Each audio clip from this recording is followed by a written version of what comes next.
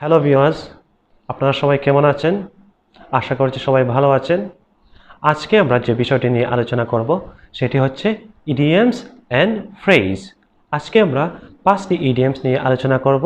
তাহলে চলুন শুরু করি আমাদের আজকের ইডিয়মস অ্যান্ড ফ্রেজ।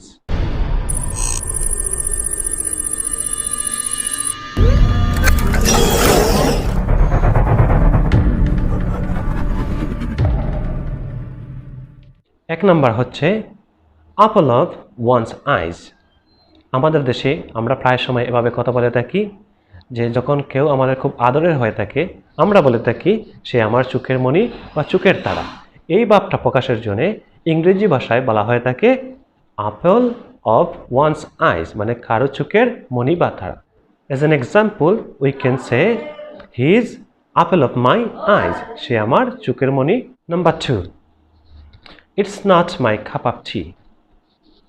এটা মানে হচ্ছে, যদিও এটা অর্থ অন্যরকম মনে হচ্ছে যে এটা আমার চা নয়, আসলে এটা দিয়ে অন্য কিছু মিন করছে। এটা মানে হচ্ছে আপনি যখন কোনো কিছু পছন্দ করবেন না, আমরা কি বলে থাকি I don't like it.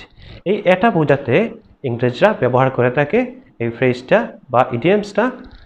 As an example we can say the movie was very bad, it's not my cup of tea. তার মানে হচ্ছে যে মুভি বা ছবিটা খুবই বাজে ছিল, এটা আমার পছন্দ হয়নি।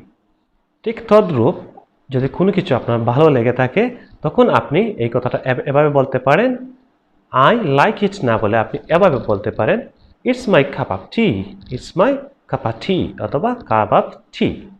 Number 3, butter someone's up. কাউকে পাঠানোর জন্য অনেক সময় সে যা নয় তাই বলতে থাকে। ধরুন একজন মানুষ আসলে তার চরিত্র ভালো নয় বা সে সুন্দর নয়, সেই জায়গায় সে কী করলো, তাকে খুব প্রশংসা করলো, অথবা সে কালো হওয়া সত্ত্বেও সে বলল তুমি অনেক সুন্দর। এই জিনিসটা যখন এই লোকটি বুঝে ফেলবে তখন সে নিশ্চয়ই বুঝতে পারছে এটি তাকে পটানোর জন্য বলা হচ্ছে। এই ভাবটা বোঝানোর জন্য ইংরেজিতে বলা হয় বাটার সামওয়ানস আপ। দেখা গেল কেউ আপনাকে পটাচ্ছে বা পটানোর চেষ্টা করছে, তখন আপনি তাকে এটা বলতে পারেন don't butter me up, don't butter me up, মানে আমাকে বুলানোর বা পটানোর চেষ্টা করো না। নাম্বার 4, ক্যাচ সামওয়ানস আইস। এটার মানে হচ্ছে যে চোখে পড়ার মতো কিছু বা চোখ জোড়ানোর মতো কিছু। ইংরেজিতে বলা হয় ক্যাচ সামওয়ানস আইস। উদাহরণ হিসাবে আমরা বলতে পারি the dress caught my eyes when I was shopping। এটার মানে হচ্ছে যে এই ড্রেসটা বা পোশাকটি আমার চোখ কেড়ে নিয়েছে যখন আমি শপিং করতেছিলাম। Number 5, it's a piece of cake.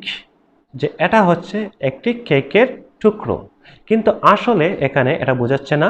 এটার মানে হচ্ছে খুবই ইজি কোনো কিছু বা সহজ কোনো কিছু। মনে করুন যে আপনাকে বলা হলো তুমি কি রান্না করতে পারো।